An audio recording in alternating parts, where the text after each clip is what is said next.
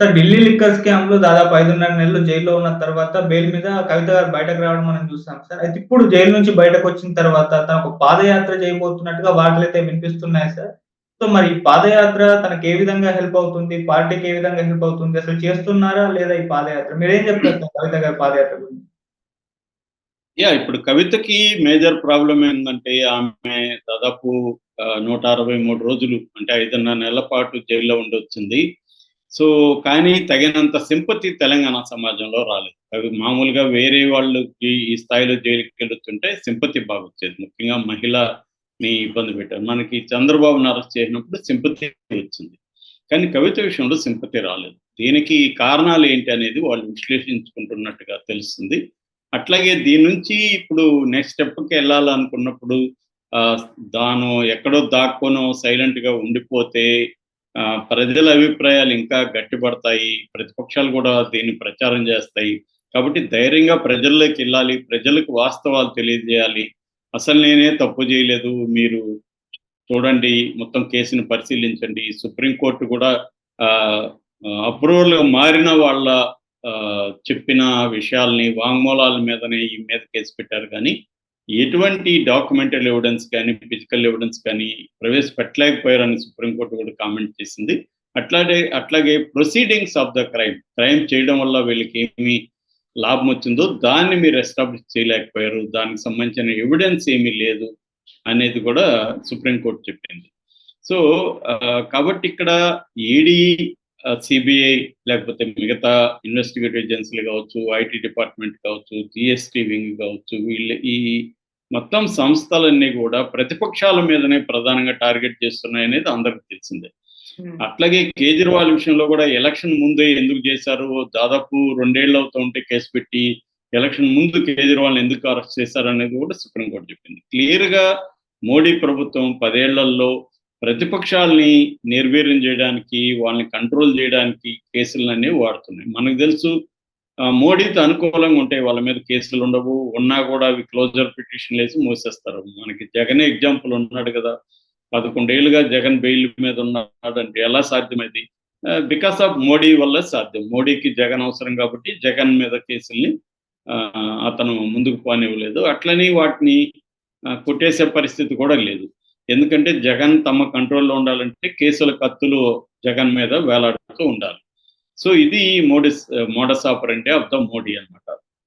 So, అయితే కవిత విషయాన్ని జనం అయితే అందరూ నమ్ముతున్నారు. ఈమె స్కామ్ చేసిందని నమ్ముతున్నారు ఎక్కువ మంది. అందరని నేను, ఎందుకంటే టీఆర్ఎస్ అభిమానులు వీళ్ళు. నేను పర్సనల్‌గా చూసింది గాని, కామెంట్‌లు గాని ఎక్కడ కవిత మీద అయ్యో పాపం అన్న ఫీలింగ్ అయితే రాలేదు. కానీ ఆహ్, మనం ఎప్పుడైనా గూడా కోర్టులు శిక్ష కన్ఫర్మ్ చేసే వరకు కూడా ఎవరైనా గూడా ముద్దాయిగానే మనం పరిగణించాలి. నిర్దోషిగానే పరిగణించాలి. కాబట్టి అలిజిడ్‌లీ అక్యూజ్డ్ ఆమె. అంటే వాళ్ళు ఆమె నేరం చేసిందని ఆరోపించబడిన వ్యక్తి తప్ప, ఆమె నేరం చేసిందని కన్ఫర్మ్ అయితే కాలేదు. కాకపోతే సమాజంలో ఈ అభిప్రాయాలను ఎలా మార్చాలంటే, కవిత దూకుడుగా రంగంలోకి దిగాలి. పాదయాత్ర ద్వారా ప్రజలకు దగ్గరగా వెళ్ళొచ్చు. తన తనకేం జరిగింది? తనని ఎందుకు ఈ కేసులో ఇరికిచ్చారు? ఈ నేపథ్యం అంతా ఆమె కన్విన్సింగ్‌గా ప్రజలకి చెప్పాలి అనేది అనుకున్నట్టు తెలిసింది. దీన్ని కేసీఆర్ మొన్న ఎర్రవెల్లి ఫార్మ్ హౌస్‌లో కవిత కలిసినప్పుడు అక్కడ ప్లాన్ చేశారు. అక్కడ 4, 5 రోజులు కవిత అక్కడే ఉంది. సో, వాళ్ళు మొత్తం వ్యూహాల్ని చర్చించారు. పాదయాత్ర ఎట్లా వెళ్ళాలి? ఏ టాపిక్‌ల మీద మాట్లాడాలి? ఆ టైంలో ప్రతిపక్షాలు ఎట్లాంటి విమర్శలు చేస్తాయి? ప్రజల నుంచి ఎలాంటి సమస్యలొస్తాయి? వీటినంతా ఎలా డీల్ చేసుకోవాలి? అట్లాగే లాజిస్టిక్ వ్యవహారాలేంటి? అట్లాగే కేసీఆర్ రోల్ ఈ పాదయాత్రలో ఎక్కడెక్కడ, ఎప్పుడెప్పుడు కేసీఆర్ జాయిన్ అయ్యి సభలు పెట్టాలి?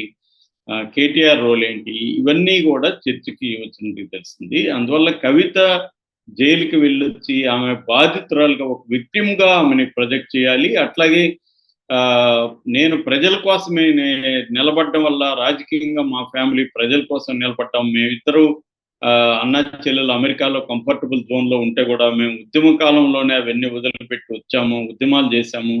మా కుటుంబం త్యాగాలు చేసింది, ఉద్యమాలు చేసింది. కేసీఆర్ ప్రాణాపాయం దగ్గరికి గూడా వెళ్ళొచ్చాడు నిరాహత్య చేయడం ద్వారా. ఇవన్నీ చేయబట్టే తెలంగాణ రాగలిగింది. ఇప్పుడు బీజేపీ కాంగ్రెస్ కుట్ర బన్ని బీఆర్ఎస్ ని ఇలా చేస్తున్నాయి అన్న వెర్షన్ ని తీసుకెళ్ళాలి. అట్లాగే ఏకకాలంలో బీజేపీని కాంగ్రెస్ ను టార్గెట్ చేయాలి. ఎందుకంటే కాంగ్రెస్ ఇచ్చిన హామీలు నిలబెట్టుకోవట్లేదు, 6 గ్యారెంటీలు లేదు. వీటిని డైవర్ట్ చేయడానికి హైడ్రా అనే విషయాన్ని తీసుకొచ్చి డైవర్ట్ చేస్తుంది. అట్లాగే బీజేపీ కూడా ఈ రాష్ట్రానికి అన్యాయమే చేసింది. కేంద్రం నుంచి ఈ 10 ఏళ్లలో ఏ రకమైన ముఖ్యమైన ఫండ్స్ గాని ఏమి రాలేదు. విభజన హామీలకు సంబంధించిన ఏ రకమైన నెరవేర్చలేదు. ఇటువంటి అంశాలంతా కూడా తీసుకెళ్ళాలి అనేది ప్రధానంగా అనుకుంటున్నట్టు తెలిసింది. దానివల్ల ఒకటి కవిత చుట్టూ వచ్చిన బ్యాడ్ ఇమేజ్‌ని తొలగించుకోవాలి. అట్లాగే బీఆర్ఎస్‌కి మళ్ళీ పునర్వైభవాన్ని తీసుకురావాలంటే ఎవరో ఒకరు ధైర్యం చేసి పాదయాత్ర చేయాలి. జైలుకి పోవడం అనేది బ్యాడ్ ఏమీ కాదు. జగన్ 16 నెలలు జైల్లో ఉన్నాడు. తర్వాత సీఎం అయ్యాడు. చంద్రబాబు జైల్లో ఉన్నాడు. 50 రోజులు సీఎం అయ్యాడు. ఇప్పుడు కేజ్రీవాల్ జైల్లో ఉన్నాడు. అలాగా చాలా మంది జైలుకి అంతే రేవంత్ రెడ్డి కూడా జైలుకి వెళ్ళొచ్చిన వ్యక్తే. ఇలాగ జైలుకి వెళ్ళొచ్చినంత మాత్రాన వాళ్ళకేదో భవిష్యత్తు అంతమైపోయినట్టు కాదు. ధైర్యంగా ప్రజల్లోకి వెళ్ళి ప్రజలలో ఉండడం ద్వారానే మళ్ళీ మనం అధికారంలోకి రాగలం తప్ప ప్రజలకు దూరం అయ్యి ఇళ్లలో గెస్ట్ హౌస్లో కూర్చుంటే కాదు అనే విషయాన్ని వాళ్ళు అనుకున్నట్టుగా తెలిసింది. అయితే కేసీఆర్ తన ఆరోగ్యం రీత్యా ఆయన ఫుల్గా యాక్టివ్గా తిరగలేడు కాబట్టి కవిత తిరిగితే కవితకి మంచి మాట్లాడే శక్తి ఉంది, మెమరీ బ్రహ్మాండంగా ఉంది. ఆమెకి తెలంగాణ సమాజానికి సంబంధించిన ఇన్ అండ్ అవుట్ సమస్యలు తెలుసు. అట్లాగే ఆమె పాదయాత్ర ద్వారా వెళ్ళడం వల్ల తెలంగాణ మహిళలకు దగ్గరయ్యే అవకాశం ఉంది. ఎందుకంటే సెంటిమెంట్ ఖచ్చితంగా ఉంటుంది, వాళ్ళలో ఒక సింపతి ఉంటుంది. అట్లాగే జైల్లో కూడా తను ఎన్ని ఇబ్బందులు పెట్టాడు, తన ఆరోగ్యం ఎలా జైల్లో పాడైంది, ఇవన్నీ కూడా చెప్పచ్చు. ఎందుకంటే చంద్రబాబు కూడా జైలుకి వెళ్ళి వచ్చిన తర్వాత ఆయన ప్రజల్లోకి వెళ్ళి తనను జైల్లో పెట్టారనే అంశాన్ని కూడా ఆయన బలంగా తీసుకెళ్ళగలిగాడు. అంటే జగన్ తనని ఎలా వేధించాడనే విషయాన్ని చెప్పాడు. అలాగే ఈమె కూడా మోడీ ప్రభుత్వం తన ఎలా వేధించింది, బీజేపీ బీఆర్ఎస్ కుమ్మక్కవుతున్నాయని కాంగ్రెస్ ఎట్లా అబద్ధాలను ప్రచారం చేస్తుంది, ఈ అంశాలన్నింటినీ బలంగా తెలంగాణ సమాజంలో గ్రామీణ సమాజంలో తీసుకెళ్లడం ద్వారా, ఎందుకంటే ఇప్పుడు బీఆర్ఎస్‌కి అర్బన్ ప్రాంతాల్లో పట్టు బానే ఉంది. అర్బన్ ప్రాంతాల్లో ఓటు బ్యాంకు చిక్కు చెదరలేదు. కానీ గ్రామీణ ప్రాంతాల్లోనే కాంగ్రెస్ వైపు మొగ్గు చూపారు. దానికి ప్రధాన కారణం బీఆర్ఎస్ చెప్పేది ఈ 6 హామీలు, మోసపూరిత హామీలు ఏవైతే ఉన్నాయో 6 గ్యారంటీలు. దానికి తెలంగాణ సమాజం మోసపోయిందని కేసీఆర్ కూడా చెప్పాడు. పాలిచ్చే గేదెను వదిలేసి ఒక దున్నపోతుని తెచ్చుకున్నారు మీరని కూడా కేసీఆర్ ఆవేదన వ్యక్తం చేశారు. అందుకని ఇప్పుడు కవిత జనంలోకి వెళ్ళడం ద్వారా ఎట్లాగైతే ఒకప్పుడు జగన్లో ఉండి ఆయన 3000 కిలోమీటర్ల పైన తిరిగి జగన్ ఎట్లాగైతే ప్రజల మన్ననలు పొందాడు, అట్లా తాను కూడా చేయొచ్చు. అట్లాగే ప్రజల నాడి కూడా తెలుస్తుంది. గ్రామ స్థాయిలో ప్రజలు ఏమనుకుంటున్నారు, వాళ్ళకి ఎలాంటి సమస్యలు ఉంటాయి, అవన్నీ తెలియడం ద్వారా వాళ్ళ ప్రజల ఆకాంక్షలు ఏంటి, వాళ్ళు ఏం కోరుకుంటున్నారు, అది తెలిస్తే మన వ్యూహాలను కూడా మార్చుకోవచ్చు అనేది కేసీఆర్ భావిస్తున్నట్టు తెలిసింది. మనకి ఈవెన్ లోకేష్ పాదయాత్ర వల్ల కూడా ఎంతో కొంత మేలు జరిగిందనే విశ్లేషణలు వస్తున్నాయి. ముఖ్యంగా లోకేష్ పని విధానంలో కావచ్చు, తను తాను ప్రజెంట్ చేసుకునే పద్ధతిలో కావచ్చు, చాలా మార్పు వచ్చింది. ఇప్పుడు ఎవరు లోకేష్ని పప్పు అని పిలిచే పరిస్థితి లేదు. అట్లాగే రాహుల్ గాంధీ భారత్ జోడో యాత్ర కూడా ఖచ్చితంగా ఫలితాలను ఇచ్చింది. అనుకున్న స్థాయిలో ఇవ్వకపోయినా వాళ్ళకి చాలా మెరుగైన ఫలితాలని భారత్ జోడో యాత్ర ఇచ్చింది. అలాగా ఇప్పుడు కవిత కూడా పాదయాత్రకు ప్లాన్ చేసుకుంటున్నట్టుగా చెబుతున్నారు.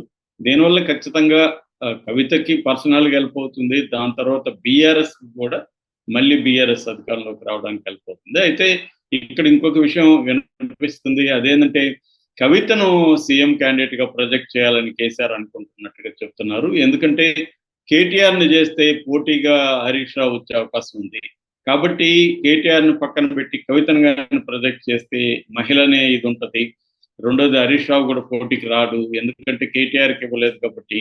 అలాగా ఈమెను ముఖ్యమంత్రి అభ్యర్థిగా కూడా మెల్లగా ప్రొజెక్ట్ చేద్దాం అనేది కేసీఆర్ ప్లాన్ గా చెప్తున్నారు.